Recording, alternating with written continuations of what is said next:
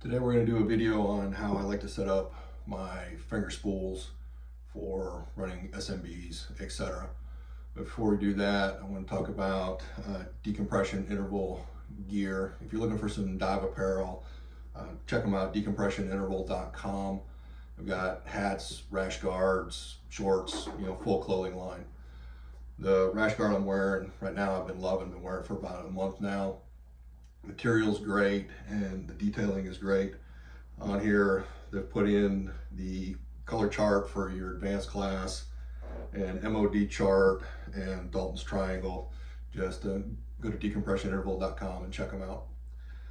For a brand new finger spool, some of the things you're going to need are lighter, a cutting instrument, the double ender, the spool, and for the way I like to set it up, you need to go to a craft store and find some acrylic beads in a small size and a larger size. I didn't have an acrylic bead this large for this trim, so I found in my Save a Dive kit a winding handle off of an old reel that broke off. And then go to your local saltwater fishing store and find the high test barrel swivels for this. When you first get most reels, they're going to be really overspun. So you see none of the holes are actually usable. So the first thing we're going to do is take off about 20 feet of line is what I like to take off. So we'll do that.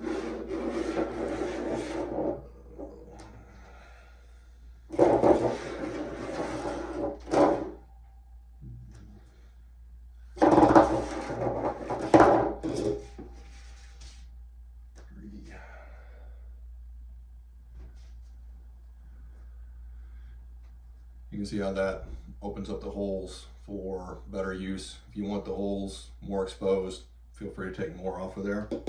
We're just going to trim that off, seal the ends.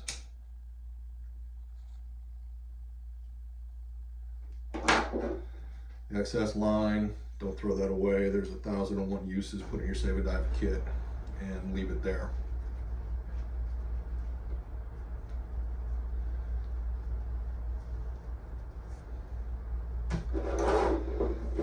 And we're going to take a little bit of line out that we can work with. A small bead, we're going to run it through that line and through the larger bead. And then back through the small bead. Once you've done that, we're going to make a loop. I like 18 inches or so. That looks pretty good to me. Okay. Pull both beads to one end, and we're going to make just a simple overhand knot at the very end down here.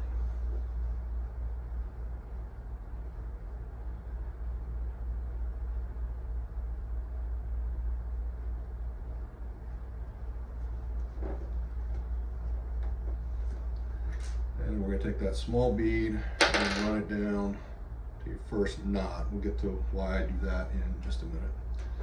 Then we're going to put a second knot right above that. This holds the small bead in place, and it also gives me a second knot because one is none and two is one.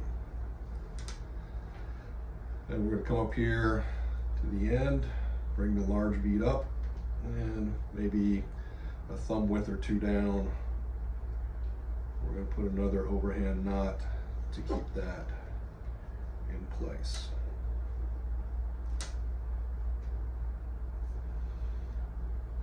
There. These two beads do a couple of things. One is if you are not particularly dexterous, barehanded, or even with gloves, we're going to need to put something through there. Most people, they make a little loop in the line. I don't like that because with gloves I can't feel that. So I'm going to use that bead to push through and bring up, and this is how I'm going to attach my double ender, which we'll get to in just a second. The larger bead here at the end once we attach the line to something,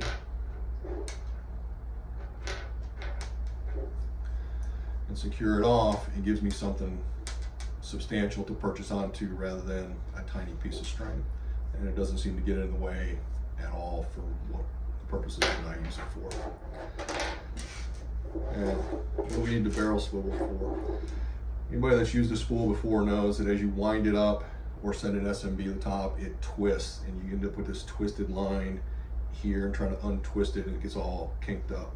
So we're going to install this barrel swivel in there so that as we're sending SMB up or winding it up, it'll untwist automatically.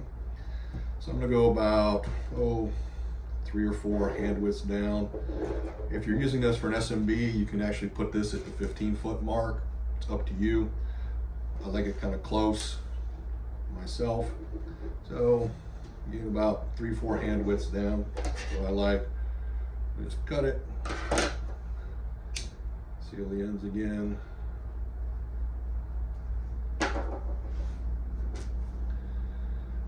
And we're just going to run this down. Just another simple overhand knot.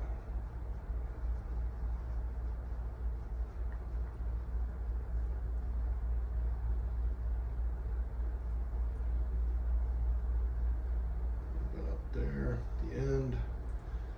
And then the second one is again, 1 is none, 2 is 1. Feed that through. Put that up there.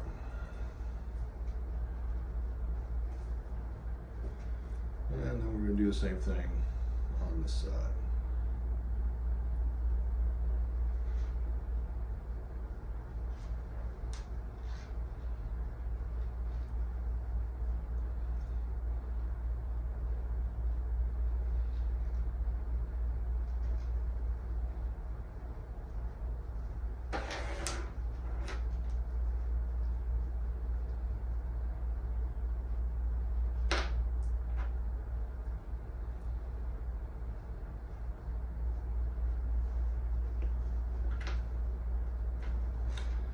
And as always, we're going to throw on the second one.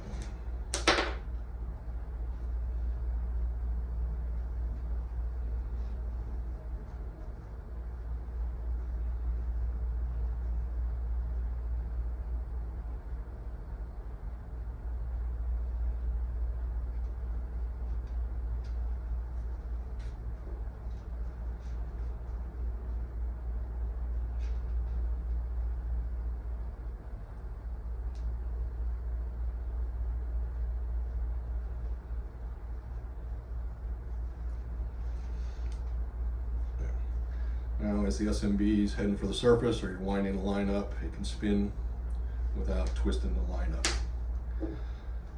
up. And to prep it for use, I'm sure you've seen 100 other videos that talk about not hooking the bolt snap directly on here. I'll show you how I like to set it up so that we don't have that bolt snap pop off, creating a mess.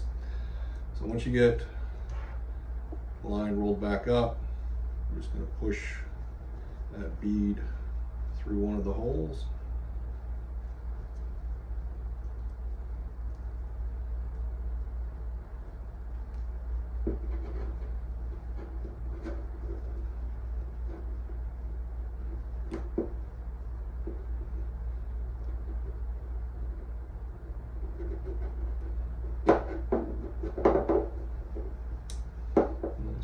One that'll fit through. Need to loosen that knot up a little bit. Put the knot on too tight, you can't get the bead to do its thing right, so we're just going to loosen that knot a little bit, get some more room to play with.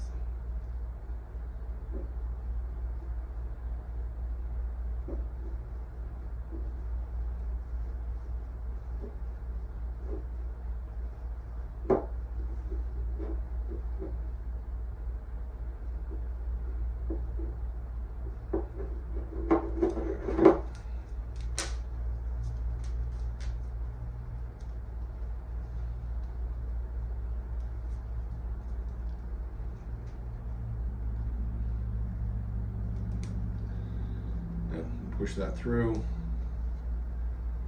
feed the knot through, pull the whole thing up nice and snug.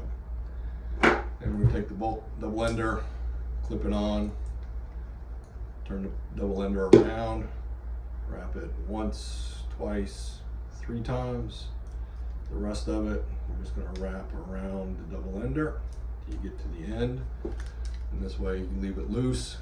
It's not banging, it's not popping off, it's not coming undone, and you can still use the double ender to clip it off wherever you need to. And to deploy it, just unwind it.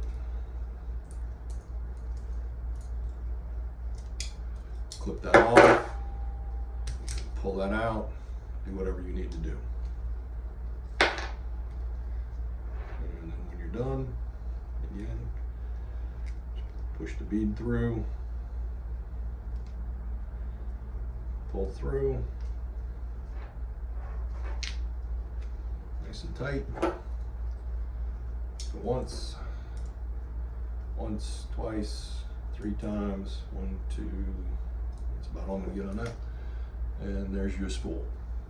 Hope you enjoyed the video. Again, check out decompressioninterval.com. Have a great day.